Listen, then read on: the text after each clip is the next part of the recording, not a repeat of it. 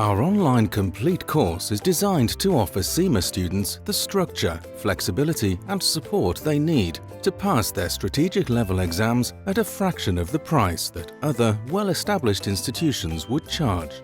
We even use the same tutors to make sure we offer you the best possible quality. Everyone wants something different from their tuition provider. Jack is working full-time and has a very limited amount of time. He wants to be efficient in his studies, watch engaging but to-the-point videos so he can stay motivated throughout his studies.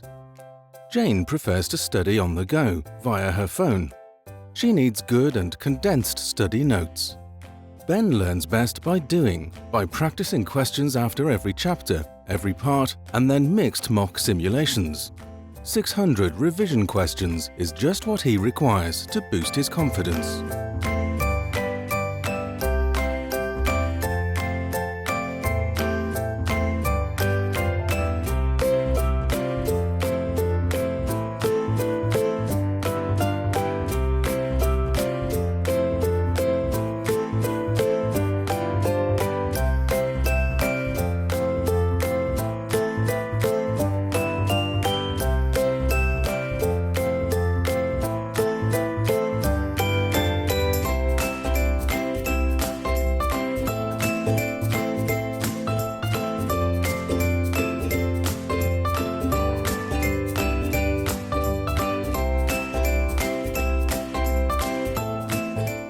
Now, to give you a bit of context, E2 is about running a business, really. It's giving as an insight into how businesses decide, well, what are we going to do next as an organisation?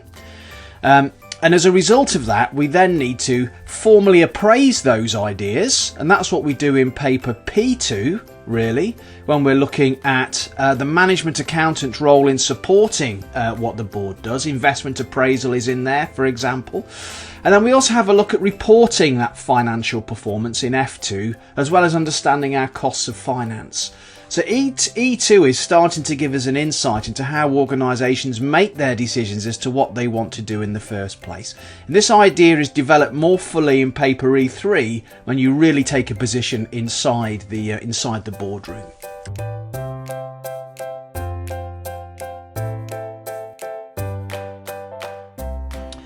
Okay, meetings next in terms of organisational communication. A decent meeting, 80% preparation, 20% execution. So a successful meeting is one where everybody comes to that meeting well prepared, they've read everything, considered all the issues, and then that's 80% of the work done. The 20% comes down to how well then that meeting group communicates internally and how well the meeting is controlled to ensure a consensus, a discussion and a consensus. Now there are various team roles to play in meetings, and some of these we sort of covered when we were looking at Belbin in the previous chapter. You'll need a chairperson to set and control the agenda, make sure everyone gets sufficient input and some people don't get too much and dominate the meeting, those kinds of things. A secretary will typically send information round before the meeting, including the agenda and anything else that needs to be read, and record what goes on during the meeting and circulate that afterwards for confirmation from everyone who was there that that's actually what happened.